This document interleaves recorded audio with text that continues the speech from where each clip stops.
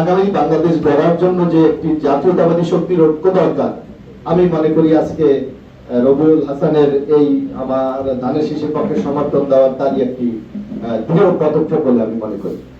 কারণ বাংলাদেশ এগিয়ে যাচ্ছে, এগিয়ে যাওয়ার জন্য আগামী দিনে একটা স্থিতিশীল স্টেবল একটা গভর্নমেন্ট বাংলাদেশে দরকার, এবং যে দলটি ক্ষমতায় যাবে সেই দলটি যদি সামগ্রিকভাবে যদি জনসমর্থন নিয়ে ক্ষমতায় যেতে পারে, তাহলে সে তার সিদ্ধান্তগুলি নেওয়ার ক্ষেত্রে একটি খুব পরিপক্ক ভূমিকা পালন করতে পারবে।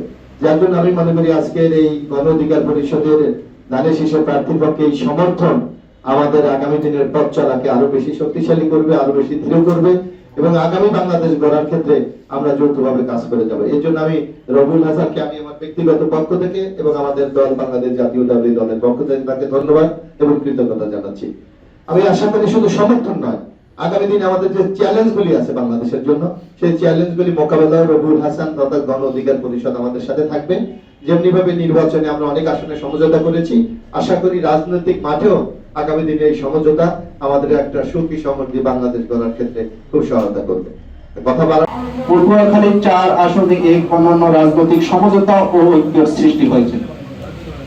পটুয়াখালী 3 আসনে বিপি নুরুল হক নূরকে বিএনপির পক্ষ থেকে যে সর্বাত্মক সহযোগিতা ও সাংগঠনিক সমর্থন প্রদান করা হচ্ছে, সেই পারস্পরিক শ্রদ্ধা ও দীর্ঘ বন্ধুত্বের প্রতিদান হিসাবে পটুয়াখালী 4 আসনে এখন থেকে কাঁধে কাঁধ মিলিয়ে কাজ করতে আমরা অঙ্গীকারবদ্ধ।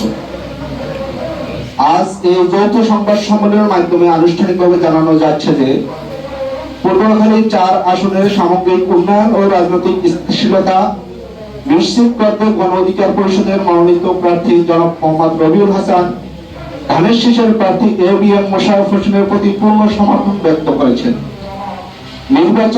নির্বাচনী বিধি অনুযায়ী ব্যালট পেপারের নিজস্ব প্রতীক থাকলেও মোহাম্মদ রবিউল হাসান পটুয়াখালী 4 আসনের মানুষের আশা আকাঙ্ক্ষার প্রতিফলন ঘটাতে এবং একটি শক্তিশালী জনপ্রতিনিধিত্ব নিশ্চিত করতে ধানের শীষের বিজয় ত্বরান্বিত করার ঘোষণা দিয়েছেন। এই সিদ্ধান্ত কেবল একটি নির্বাচনী কৌশল নয়, বরং কলাপাড়া রাঙ্গাবালির মানুষের প্রতি আমাদের দায়বদ্ধতা ও ঐক্যের প্রতিফলন।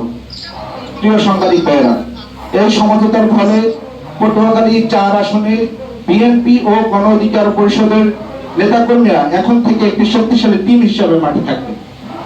পটুয়াখালী 3 আসনে বিএনপি যেমন আন্তরিকতার সাথে গণ অধিকার পরিষদের সার্বিক সহযোগিতা করে যাচ্ছে, ঠিক তেমনি পটুয়াখালী 4 আসনেও এবিএম মোশাররফ হোসেনকে বিজয় নিশ্চিত করতে মোহাম্মদ রবিউল হাসান তার সকল সাংগঠনিক শক্তি ও সমর্থকদের নিয়ে ধানের শীষের পক্ষে কাজ করে যাবে। বিগত দিনে একপক্ষীয় শাসনের অবসান ঘটিয়ে একটি অংশগ্রহণমূলক ও উন্নত জনপদ গড়ার লক্ষ্যে এই ঐক্য আজ সময়ের দাবি। সর্বশেষে আমরা বলতে চাই, আমরা বিশ্বাস করি পটুয়াখালী 4 আসনের শান্তিকামী মানুষ এই ঐক্যবদ্ধ প্রচেষ্টাকে সাধুবাদ জানাবে এবং পটুয়াখালী 4 ও পটুয়াখালী 3 আসনে আমাদের এই নতুন বন্ধুত্বের বিজয় হবে সুনিশ্চিত।